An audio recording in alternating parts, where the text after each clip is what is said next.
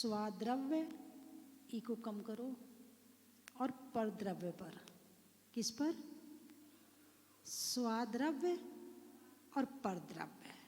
तो स्वाद्रव्य क्या है?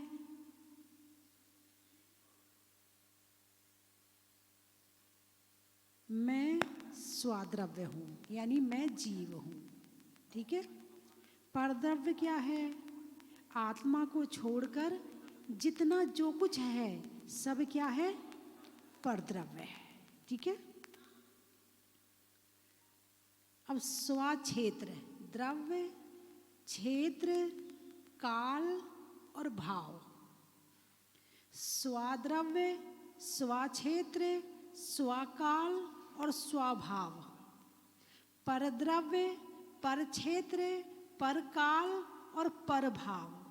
ये डिवाइडर हटा दें यहाँ से तो थोड़ा सा जगह भी हो जाएगी और जो सामने बैठे उन पर मेरी नज़र भी हो जाएगी। हाँ, हटा दें डिवाइडर, आराम से आराम से।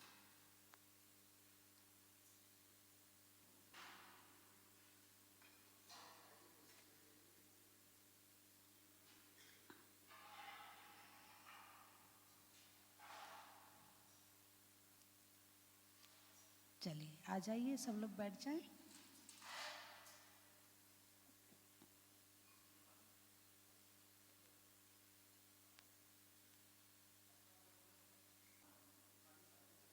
अपने स्व यानी अपना, पर यानी पराया। अपने और पराये का ज्ञान होना चाहिए। अपने और पराये का ज्ञान है कि नहीं है? अपना क्या है? अरे बोलिए ना। घर में परिवार अपना है, मकान अपना है, घर का अपना मकान है, घर की अपनी दुकान है, अपनी फैक्ट्री है, अपने कपड़े हैं, अपनी ज्वेलरी है, यही है ना अपना? अरे बोलिए ना, हाँ ना, कुछ तो कहिए। है? अच्छा, तो मतलब जब हम जाएंगे तो हमारे साथ ये सब कुछ जाएगा। जो अपना होगा वो तो साथ जाएगा और जो पराया होगा वो छूट जाएगा। नहीं तो आत्मा, आत्मा के अलावा अपना कुछ भी नहीं है। एक सेठ जी थे, बहुत कंजूस, महान कंजूस, महाकंजूस। अपने जीवन में कभी दान नहीं दिया और पैसा अपार। पंचकल्याणक होना था गांव में। सबने कहा सेठ जी पैसा देने वाले तो है नहीं। तो एक पंडित जी वैसे ही पहुंच गए उनके घर, जिन्हें पंचकल्याणक कराना था। बड़ी मीठी मीठी बातें करी सेठ जी ने, पंडित जी ने भी बातें करी। लेने के नाम पे वो कुछ भी तैयार हो जाते थे, मगर देने के नाम पे कुछ भी नहीं देते थे। तो पंडित जी ने एक पुड़िया में सुई बनाई, सुई में रखी पुड़िया में, और सुई को पंडित जी ये मैं आपसे अगले जन्म में ले लूँगा। अब पंडित जी ने लेने के चक्कर में इतने खुश हो गए, उनने ये सुना ही नहीं कि अगले जन्म में ले लूँगा, और ले जाके उन्होंने तिजोरी में रख दिया। अब वो रात को जब लेटे, बोले आज पंडित जी ने क्या कहा था, सुई अगले जन्म में ले लेंगे, तो क्या मैं ये सुई इनको अगले जन्म में वापस कर पाऊंगा? मर गया तो मैं तो वापस कर ही नहीं सकता। पंडित जी को बुलवाया, पंडित जी ये आपने क्या किया? क्या किया मैंने? वो सुई आपने जो दी थी ना, वो तो कहा था आपने अगले जन्म में वापस कर देना, तो ये सुई तो मेरे साथ जाएगी नहीं।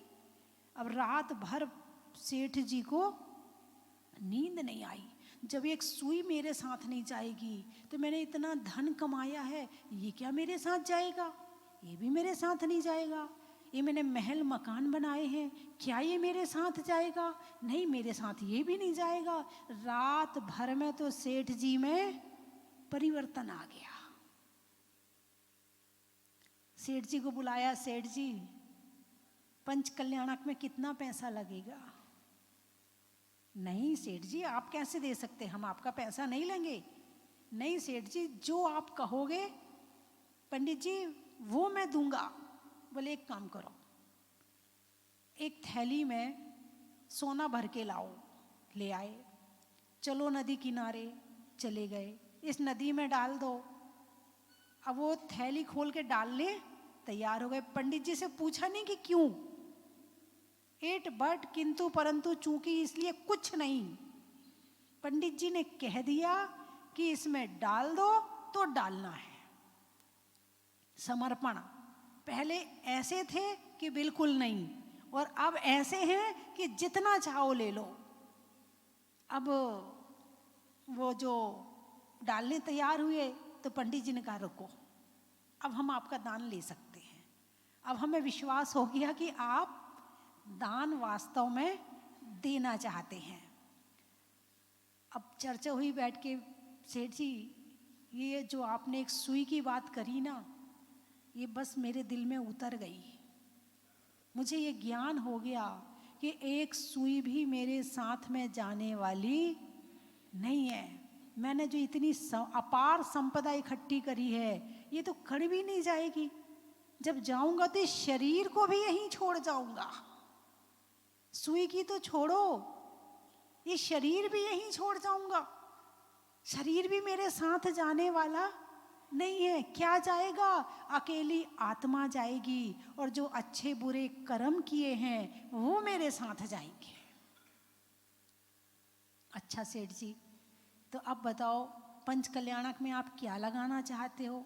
पूरा पंच कल्याणक मेरी तरफ से, क्योंकि जो अच्छे कर्म करेंगे वो कर्म सॉफ्टवेयर के रूप में मेरे साथ जाएंगे।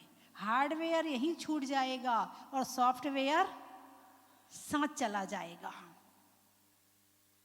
तो सेठ जी फिर तो आप वास्तव में कंजूस हैं। पहले तो देते नहीं थे इसलिए कंजूस है, अब इतना दे रहे हो कि वो सारा फिर अगले जन्म में साथ चला जाएगा, तो भी आप कंजूस हैं।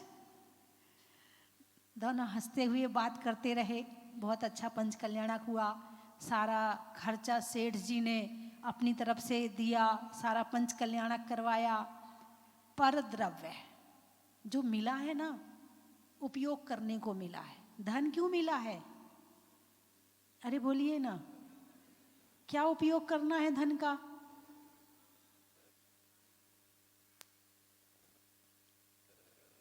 ईश्वर करो, सुमरन करो सदा ईश्वर का, गुरुजन का सम्मान करो, और कम हो तो संतोष करो, और ज्यादा हो तो दान करो। धन क्यों मिला है, कोई बता सकता है? आप लोग धन कमाते हैं? हाँ माता जी, अभी देखो, अभी चाबी लेके फटाफट निकलेंगे अपनी अपनी दुकान के लिए, और अपने बच्चों को भी पढ़ाई ऐसी करवा रहे हैं जिसमें खूब धन आए। नहीं, क्यों कमाना चाहते हो धन? धन का उपयोग क्या है? धन होता क्यों है? धन किस लिए होता है? उसकी उपयोगिता तो जानो। धन होता है जीवन जीने के लिए, ताकि हमें भोजन की प्राप्ति हो, मकान मिले तो उसमें रहने का हो जाए, है ना, घर के पालन पोषण के लिए, वस्त्र पहनते हैं तो वस्त्रों को खरीदने के लिए, ज्वेलरी पहनते हैं तो ज्वेलरी को खरीदने के लिए, इसीलिए है ना धन। आप मुस्कुरा रहे हो, ना हाँ कहते हो ना कहते हो। जैसे एक होती है दवाई लगाने की और एक दवाई होती है खाने की, ठीक है? तो खाने वाली दवाई लगाते नहीं है और लगाने वाली दवाई खाते नहीं है। तो धन जो है वो लगाने वाली दवाई है, ऊपर से जो ठीक करती है, ये वो वाली दवाई है। और धर्म जो है वो खाने वाली दवाई है। और हम कर क्या रहे हैं? खाने वाली दवाई को लगा रहे हैं और लगाने वाली दवाई को खा रहे हैं, इसलिए उल्टा और बीमार हो रहे हैं। धर्म हमें अंदर आत्मा से करना चाहिए, तो धन हम आत्मा से कमाते हैं। और धन हमें ऊपर से धन से प्रेम करना चाहिए, तो धन से प्रेम हम आत्मा से करते हैं। और धर्म से हमें अंदर से करना चाहिए, तो इससे प्रेम हम ऊपर से करते हैं, दिखावा से करते हैं। धर्मात्मा दिखना और धर्मात्मा होना दोनों में महान अंतर है। और ये थर्मामीटर किसी दूसरे पे मत लगाना, खुद पे लगाना कि वास्तव में हम धर्मात्मा हैं या नहीं है। जब तक सम्यक दर्शन प्राप्त नहीं हुआ है तब तक श्रावक नहीं है, जब तक श्रावक नहीं है तब तक श्रेष्ठ नहीं है। तो जब तक सम्यक दर्शन प्राप्त नहीं हुआ है तो जो भी क्रिया आप कर रहे, चाहे अभिषेक की चाहे पूजा की, सारी क्रिया केवल थोड़े से पुण्य बंध का कारण है। और सम्यक दर्शन प्राप्त होने के बाद वही माला होगी, वही अभिषेक होगा, वही जल का लोटा होगा, वही सामग्री होगी, निर्जरा पाप की होगी और पुण्य का अतिशय बंध होगा। कब? जब सम्यक दर्शन प्राप्त हो जाएगा। और ये जो सम्यक दर्शन प्राप्त कब होगा? जब अपने पराये का ज्ञान हो जाएगा। अब अपना क्या है और पराया क्या है? स्वद्रव्य और पर द्रव्य। अभी प्रेम किससे कर रहे हो? स्वद्रव्य से या पर द्रव्य से? कहते ना, पराधीन सपने सुख नाही, कहते हो ना। भाई हमने तो अपना घर बना लिया, हम किराए के मकान में नहीं रहते, हमने तो अपना मकान बना लिया। पराया घर छींक का डर, हम नहीं रहते, हम नहीं रह सकते किराए के मकान में। अच्छा, तुमने किराए का मकान छोड़ दिया और ये शरीर जो है वो कौन सा मकान है? जब तक इसको अच्छे से खिलाते पिलाते रहो, जब तक इसका किराया देते रहो, तब तक तो ये बना रहेगा। और देते देते भी छोड़ के चला जाएगा, देते देते भी छोड़ना पड़ेगा। ये किराए का मकान है, ये तन एक किराए का घर है, एक ना एक दिन बदलना पड़ेगा। मौत जिस दिन भी आवाज देगी, इस घर से बाहर निकलना पड़ेगा। ना बचपन, ना जवानी, ना बुढ़ापा, कुछ नहीं। जिसका जब नंबर आ जाएगा जाना पड़ेगा। तो स्वाद्रव्य और परद्रव्य। स्वाद्रव्य में मैं जीव हूं, मैं आत्मा हूं, और परद्रव्य में मुझे छोड़कर जितना सब कुछ दिख रहा है ये सब परद्रव्य है। और पर पराधीनता देता है, पर कष्ट देता है, पर दुख देता है। और केवल व्यवस्थापक बनने थोड़ी आए हम दुनिया के। व्यवस्थापक हो कि नहीं हो? ये टॉवल यहाँ क्यों रख दी, ये यहाँ क्यों रख दिया, दिन भर घर में कलेश मचा रहता है, ये यहाँ से क्यों उठा लिया, ये तुमने ये क्यों फैला दिया, तुमने यहाँ पोंछा क्यों नहीं लगाया, यहाँ गंदा क्यों कर दिया, इधर ऐसा क्यों कर दिया। पूरे दिन घर के व्यवस्थापक बने रहते हैं और अपनी आत्मा रूपी घर को गंदा करते रहते हैं। बाहर के घर को साफ करने के चक्कर में, बाहर के घर की व्यवस्था बनाने के चक्कर में आत्मा के घर को गंदा करते रहते हैं। बोलिए हाँ या ना? किसका घर गंदा हो रहा है? खुद का घर गंदा हो रहा है। अरे ऐसा क्यों कर रही है ये आत्मा? मोह के कारण। सबकी ठेकेदार बनी है, ये मेरा बेटा है, मेरी बात मान। और ना माने तो फिर देखो, मालिक हो तुम उसके। वो कहता तुम काहे के मालिक हो? मेरा भी तो कुछ है, मेरी अपनी पर्सनल लाइफ भी तो है। मम्मी बीच बीच में मत बोला करो, मेरे दोस्तों के सामने ऐसे मत कहा करो। वो कहता है कि मैं किसी का नहीं, और तुम कहते मैं मालिक हूँ। बोलिए हाँ या ना? लड़ाई किस बात की है? मालकियत की लड़ाई है। सारी लड़ाई मालकियत की है। और न जाने हजारों अरबों करोड़ों और अनगिनत मालकियत बताते रहे और छोड़ के चले गए। पारिषद के इंसान कहता ये मेरा घर है, पारिषद कहता ये मेरा मोहल्ला है, विधायक कहता ये मेरा जिला है, मुख्यमंत्री कहता ये मेरा राज्य है, प्रधानमंत्री कहता ये मेरा देश है। कितने कहते थे? पहले किसी ने कहा कि नहीं कहा? कहा था। कहाँ है वो? अरे बोलिए ना, कहाँ है वो? वो नहीं है तो क्या इस दुनिया की व्यवस्था नहीं बन रही? क्या ये संसार नहीं चल रहा?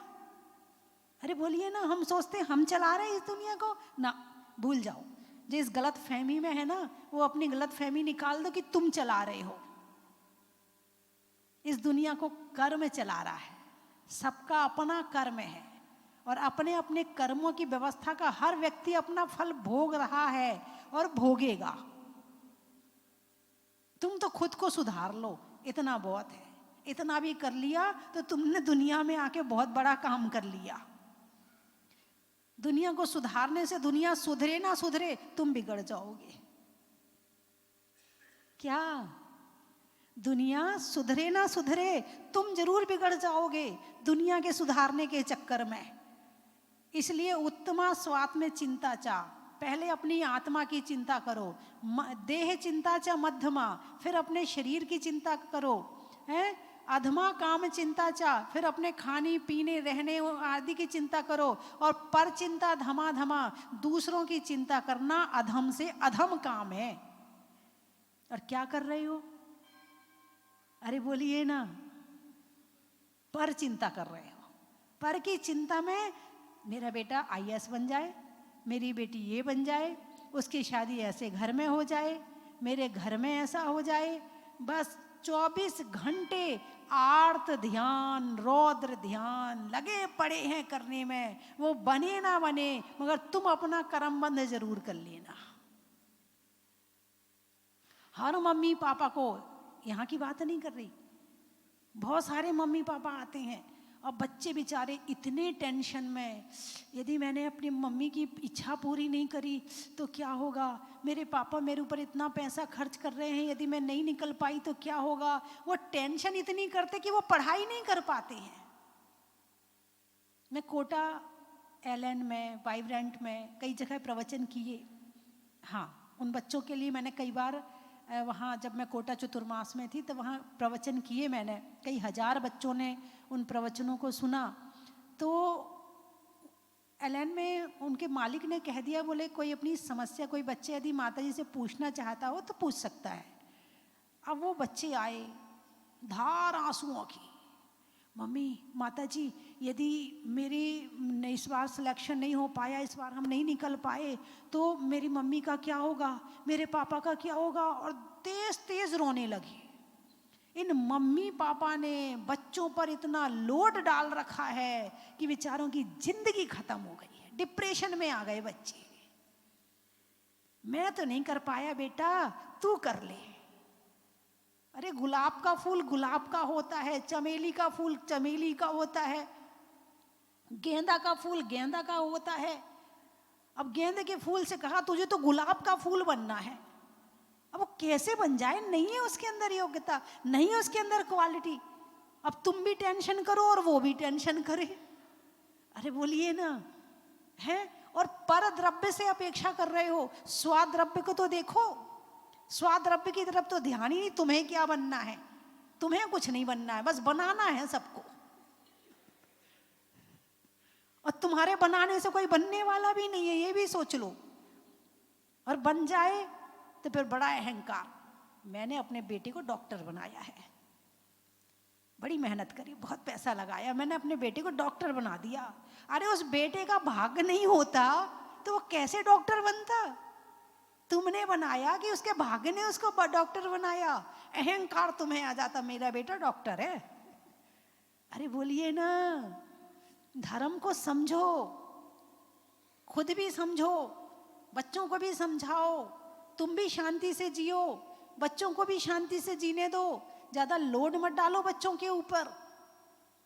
ठीक है, एक कहना, अनुशासन अलग चीज है, लेकिन प्रेशर डालना वो अलग चीज है। तो स्वाद्रव्य, अपने द्रव्य को क्या बनाना है वो बताओ। कोई बताएगा? अपने जीव द्रव्य को क्या बनाना है? अरे बोलिए ना, आज क्यों आए हो यहां पर? क्यों आपने अभिषेक किया भगवान का? आज रविवार है ना, तो हर संडे को हम पारसनाथ भगवान का अभिषेक करते हैं, हमारा नियम है, अतिशयकारी है। और आज संडे का दिन है तो हम अभिषेक कर लेते हैं। बस यही धर्म है तुम्हारा। इतनी समझते हो धर्म, ना आत्मा को जानते ना परमात्मा को जानते। एक दिन मैंने पूछा था, मैंने कहा परमात्मा जीव है कि अजीब है? तो कुछ लोग कह रहे थे अजीब है। उन्हें यह भी नहीं पता कि ये जीव हैं और शुद्ध जीव हैं, ये शुद्ध आत्मा है, और जो शुद्ध आत्मा है वो परमात्मा है। और इन परमात्मा के पास में तुम इतने से धन के लिए आते हो, अरे ये तो तुम्हें भगवान बना सकते हैं, तुम तो बड़ी छोटी सी चीज मांग रहे हो। बंधुओं, स्वाद्रव्य और परद्रव्य, स्वक्षेत्र और पर क्षेत्र, है ना, द्रव्य क्षेत्र काल भाव, इन सबको स्व में घटाते हैं कि स्वाद्रव्य, परद्रव्य, स्वक्षेत्र, पर क्षेत्र। अब पर क्षेत्र, जिस स्थान पर आत्मा के प्रदेश रहते हैं वो स्वक्षेत्र, ठीक है। जैसे दूध में पानी मिलाओ, है ना, शुद्ध दूध में शुद्ध पानी मिलाओ, दूध में पानी मिला दिया तो पानी क्या बन गया? अरे बोलिए ना, जोर से बोलिए ना। बस आंखें बहुत मोटा देखती हैं, सूक्ष्म नहीं देखती हैं। जिस दिन इन आंखों से सूक्ष्मता दिखनी आ जाएगी ना, उस दिन दृष्टि खुद को देखनी शुरू हो जाएगी। अच्छा, आपने दूध में पानी मिलाया तो दूध पतला हुआ कि नहीं हुआ? यदि पानी दूध बन गया तो दूध पतला कैसे हुआ?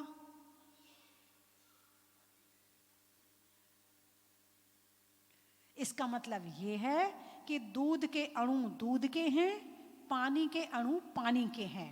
पानी दूध नहीं बन सकता और दूध पानी नहीं बन सकता। दोनों एक क्षेत्र में रह रहे हैं, दोनों एक स्थान में रह रहे हैं, लेकिन एक क्षेत्र में रहते हुए दोनों का क्षेत्र अलग है, दोनों का स्थान अलग है, दोनों के गुण अलग हैं, दोनों के भाव अलग हैं, दोनों की क्वालिटी अलग है। ऐसे ही आत्मा और शरीर एक क्षेत्रावगाही है, लेकिन फिर भी दोनों के क्षेत्र में, एक क्षेत्र में रहते हुए आत्मा आत्मा में रहती है और शरीर शरीर में रहता है। आत्मा का परिवर्तन आत्मा में चल रहा है और शरीर का परिवर्तन शरीर में चल रहा है। आत्मा शरीर को कुछ नहीं कर सकती है और शरीर आत्मा को कुछ नहीं कर सकता है। हाँ या ना? अरे बोलिए ना। आपको अगर नहीं माता, जब ब्यूटी पार्लर में जाते हैं तो पुद्गल ने पुद्गल को घिस के यदि जरा सा गोरा कर दिया तो कौन सी बड़ी बात है? जिससे घिसा जा रहा है वो भी पुद्गल है, जो घिसा जा रहा है वो भी पुद्गल है, दोनों ही पुद्गल हैं, ठीक है। लेकिन बुढ़ापा आने से रोक सकते हो? नहीं रोक सकते। बाल सफेद होने से रोक सकते हो? नहीं रोक सकते हो। इस शरीर से जब आत्मा निकलेगी तो क्या आप रोक सकते हो? यहाँ तो बहुत सारे नर्सिंग होम हैं, बहुत सारी हॉस्पिटल है, यहाँ क्या नहीं हो सकता है? रोक सकते यहाँ वाले, झांसी वाले तो डॉक्टर भी कहेगा आई एम सॉरी, अब आप भगवान को याद कीजिए, अब आप इन्हें घर ले जाइए, अब इनका इलाज हम नहीं कर सकते।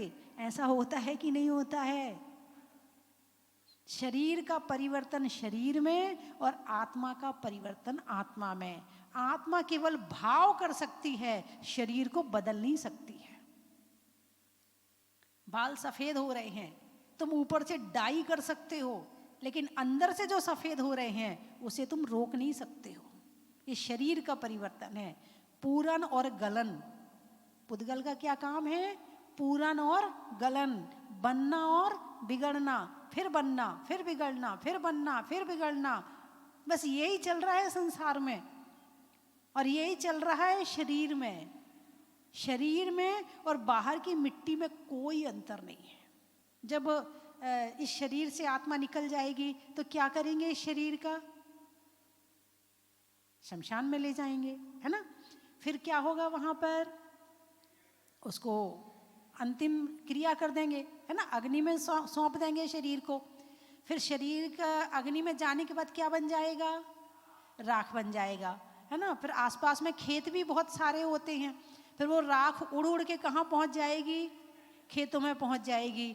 फिर खेत में जब बारिश आएगी तो घास उग जाएगी या अनाज उग जाएगा, फिर वो क्या बन गया, अनाज बन गया। फिर अनाज फिर लोगों के घर में पहुंचा, फिर उन्होंने उसे खाया, फिर क्या बन गया, शरीर बन गया। क्या बन गया? कोई रोक पाएगा इसको?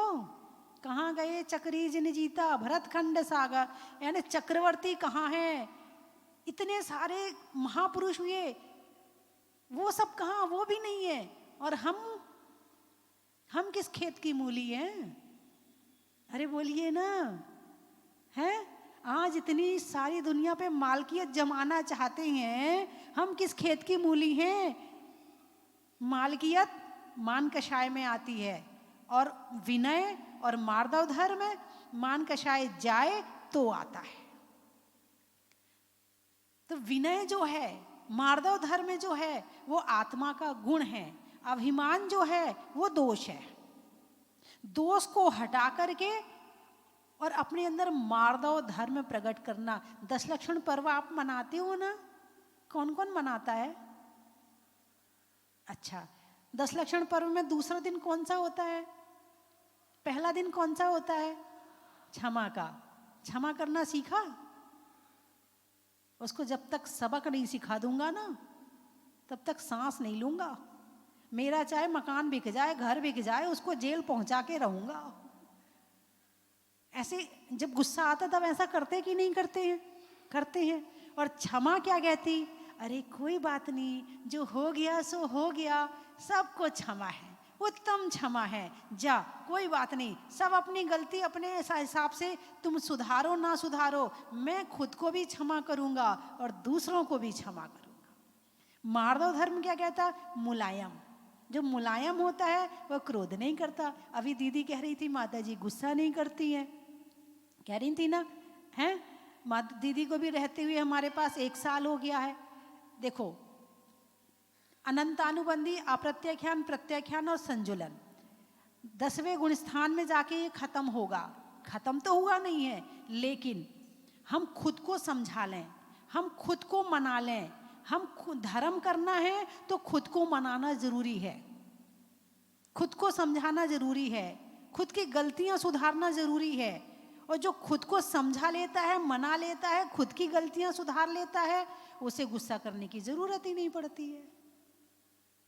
और ये सीखा मैंने अपने गुरुजी से। ऐसा नहीं कि पहले मुझे गुस्सा नहीं आता था, मुझे भी बहुत गुस्सा आता था, लेकिन नहीं, हम अपने गुरुजी को देखा कि कोई कितना काम बिगाड़ दे, कितना काम बिगाड़ दे, इतना सा गुस्सा नहीं आता था उन्हें। कोई कितना भी गुस्सा करता हुआ चला आए, वो इतना सा भी गुस्सा नहीं करते थे। उनको देख देख के कैसे गुस्सा कम किया जाए, कैसे क्षमा धर्म का पालन किया जाए, कैसे उत्तम क्षमा हमारे अंदर आए, मैंने गुरुजी को देख देख के सीखा।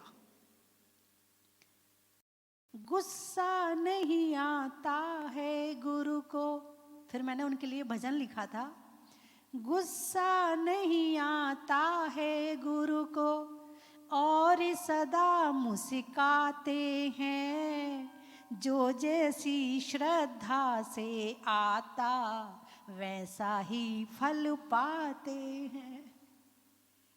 ये फिर मैंने भजन उनके लिए लिखा था। अच्छा, आप लोग मेहनत की खाते हो कि बिना मेहनत की खाते हो? मेहनत की खाते। यदि बिना मेहनत का कुछ बट रहा हो तो भाई, कोई आपसे कहे देखो आप घर बैठो आराम से, 10 लाख रुपया महीना हम आपको घर में बैठे बैठे दे देंगे, फिर क्या करोगे? अब मजा आ गया, 10 लाख मिलेंगे। अभी तो मोदी जी 1000 दे रहे ना, काम करना छोड़ दोगे? अब क्या करना मेहनत करके? 10 लाख मिल रहे, 10 लाख।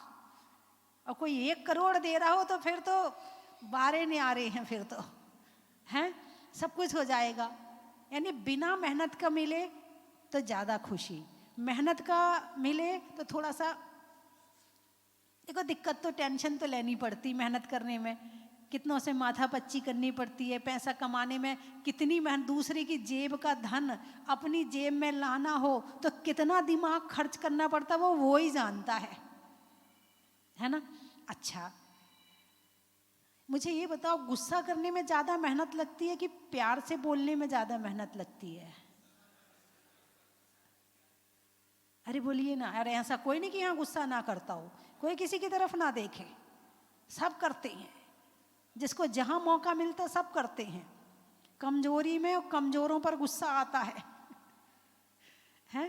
हाथ पांव में दम नहीं और हाँ, आमद थोड़ी खर्चा ज्यादा लक्षण है मिट जाने के, शक्ति कम गुस्सा ज्यादा लक्षण है पिट जाने के। है तो गुस्सा करने में मेहनत ज्यादा लगती है कि प्यार से बोलने में ज्यादा मेहनत लगती है? अरे बोलिए ना। अब मैं आपको क्लियर कर देती हूँ। देखो, जब क्रोध करना हो तो दिमाग में कितने जोर जोर से विचार उठाने पड़ते हैं। उसको ऐसा कह दूंगा, ऐसा कह दूंगा, ऐसा कह दूंगा, ऐसा कह दूंगा, दिमाग में विचार चले। फिर आंखें लाल करनी पड़ती हैं, फिर हाथ फटकारने पड़ते हैं, फिर आवाज को भी वॉल्यूम भोंपू तेज तेज बजाना पड़ता है? पाँव भी पटकना पड़ता है। बोलिए, ये सब कब होता है? जब गुस्सा करते। और अभी आप बैठे मुस्कुरा रहे, देखो सबके चेहरे पे कितनी अच्छी मुस्कुराहट है। तो ऐसे में ज्यादा अच्छा लगता है या वैसे में ज्यादा अच्छा लगता है? अरे बोलिए ना। तो जो काम बिना मेहनत का होता वो क्यों नहीं करते हो?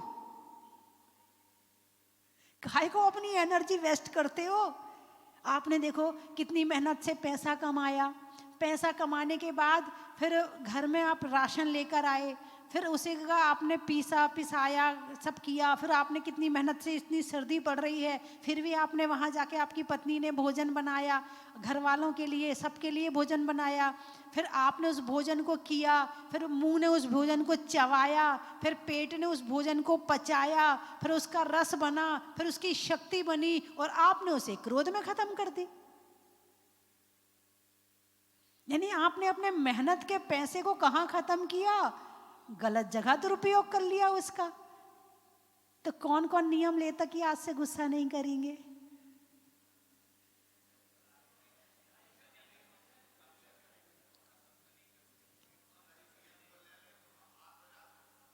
कैसे आजाद है, कैसे आजाद है, हमारे कहे बिना कैसे आजाद है? जब तक हम ना कहें तो हमारे घर कौन आएगो? अपने घर के चारों तरफ की दीवार पर लिखकर टांगो, मुझे गुस्सा नहीं करना है, मुझे गुस्सा नहीं करना है। चारों तरफ सारे कमरों में लिख के टांग लो। शुरुआत में थोड़ा सा आपको कंट्रोल करना पड़ेगा, ऐसा नहीं है, ऐसा नहीं। मैं जानती हूँ कि कैसे आता था और कैसे उसे ठीक किया है। ये दोनों काम मेरे द्वारा ही संभव हैं, ये सामने वाला नहीं करेगा। सामने वाला टॉर्च दे सकता है, सामने वाला दीपक दिखा सकता है, चलना तो मुझे ही पड़ेगा। तो कौन कौन ये भाव बना रहा है कि गुस्सा नहीं करेंगे? वाह, बच्चों ने हाथ उठाया। एक बार जोरदार तालियां। बच्चों को बात समझ में आ गई, बड़ों को आई कि नहीं आई है समझ में? अच्छे से उठाइए हाथ। कौन कौन भाव बना रहा कि गुस्सा नहीं करेंगे?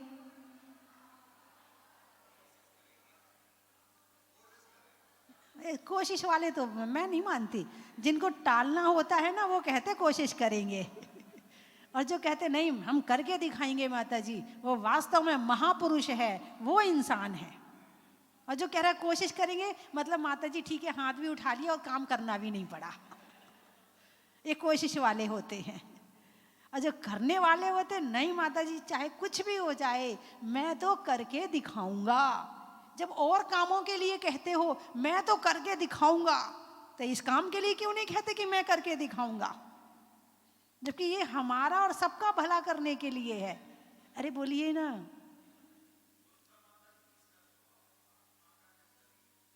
कर्मों का, मोह का। जिन जिन चीजों की तरफ आप अटैच होंगे वहां वहां से क्रोध आएगा, और जहां जहां से अटैचमेंट खत्म करेंगे आपका क्रोध खत्म हो जाएगा। ये गारंटी है, लिख लो आज। बिना अटैचमेंट के क्रोध आ ही नहीं सकता है। आपका धन के प्रति क्रोध है, धन के प्रति अटैचमेंट है, तो जहाँ जहाँ धन होगा और जहाँ जहाँ आपके भाव में दखल आएगा वहीं से क्रोध आने लगेगा। जहाँ लगेगा कि मेरी नहीं चल रही, मेरी नहीं मानी जा रही, बस वहीं से क्रोध आएगा। और उससे अटैचमेंट छोड़ के देखो, क्रोध यूं भाग जाएगा। अटैचमेंट खत्म करो, आप तो मोह खत्म करो। मोह खत्म होते क्रोध खत्म हो जाएगा। और उसके लिए त्याग, संकल्प, त्याग। हमारे यहाँ भाई मान लो आलू है, अब घर में जिस दिन आलू की सब्जी ना बने लड़ाई कर लेते हो, और जिन्होंने आलू का त्याग कर दिया तो मोह खत्म हो गया, तो आलू से संबंधित जितने झगड़े थे वो भी खत्म हो गए। भाई पहले आलू की सब्जी के लिए लड़ाई करते थे, पराठा क्यों नहीं बनाया, ये क्यों नहीं बनाया, और आलू छोड़ ही दिया तो उससे संबंधित सब चीज छूट गई। क्रोध छूट गया, मान छूट गया, माया छूट गई, माया लोभ छूट, सब छूट गया। ऐसे जिन जिन वस्तुओं से आपका छूटता जाएगा, आपका क्रोध, मान, माया, लोभ चारों छूटता जाएगा। इसलिए आपको त्याग करना है, संकल्प लेना है। और जो संकल्प लेने में मजबूत है कि हाँ मैं संकल्प लेके इसका पालन कर लूंगा, वह हो गया काम, नैया पार हो गई। चलिए अब कौन कौन त्याग करेगा? टाइम हो गया वैसे। अच्छा, अपने घर और अपने मकान और अपनी जमीन को छोड़कर और किसी जमीन के लिए और मकान के लिए नहीं लड़ेंगे, ऐसा नियम कौन कौन लेता है? ये तो ले लो, अपना मकान, अपना घर, अपनी जमीन, इसके छोड़कर और किसी के लिए नहीं लड़ेंगे। अब उठाओ हाथ। अब तो बहुत सारी छूट दे दी मैंने, लड़ने की भी छूट दे दी, मंदिर की भी छोड़ो, तुम्हारी कोई जिम्मेवारी नहीं, तो उसकी भी छोड़ो, नहीं कोई जिम्मेवारी नहीं आपकी। आप हाथ उठाइए, बस उठाइए उठाइए, शुरू आपका। नहीं, मंथन वंथन नहीं चाहिए मुझे, मैं मंथन करके बोल रही, आपका मंथन नहीं चाहिए मुझे। ना ना ना, मैंने मंथन कर लिया, अब आपको दिमाग लगाने की जरूरत नहीं, आप तो मेरे दिमाग से चल लो। देखो कैमरा आपकी तरफ है। और संकल्प ऐसा लेना कि पक्का वाला, देव शास्त्र गुरु की साक्षी पूर्वक वाला, मना मत करना। और आज मना सुनने नहीं बैठी मैं आज।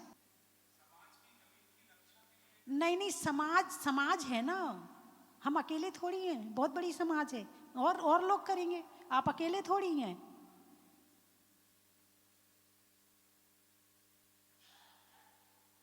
हाँ हाँ, इतना इंतजार तो किसी ने भी नहीं करवाया, शिरोमणि जी ने भी नहीं करवाया इतना इंतजार, तो उन्हें संकल्प भी ले लिया।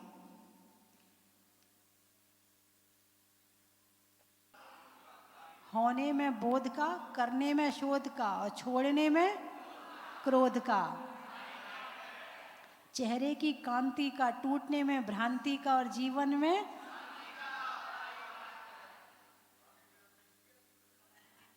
है। अच्छा, कल सब लोग 5-5 महत्व बना के लाएंगे। 5-5 महत्व आपकी शब्द के बनाना है, तो महावीर भगवान का बना लेना, चंदन वाला का बना लेना, सीता का बना लेना, जो भी अच्छे अच्छे हमारे महापुरुष हैं, सतियां हैं, उनके किसी के भी 5 महत्व बना के लाने हैं। ठीक है? अरे बोलिए ना, कुछ नहीं करना, बस बड़ा ही महत्व आखिरी में। और जैसे सीता का बनाना है तो बालों को बांधने में फीता का, फुर्ती में चीता का, सतियों में सीता का। लो बन गया।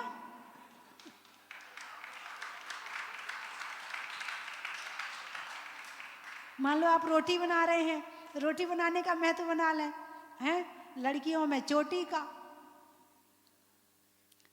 नल में टोटी का, और बनाने में बन गया महत्व। ऐसे 5-5 महत्व कल बना के लाने आप लोगों को, सबको, जितने बैठे हैं सब लोगों को बनाकर लाने हैं, है ना? और जिसके बढ़िया लगेंगे उसको इनाम दूंगी, और मैं जो अपना पेन लिखती हूँ ना वो इनाम दूंगी। जिस पेन से मैं लिखती हूँ। बोलिए 24 भगवान की।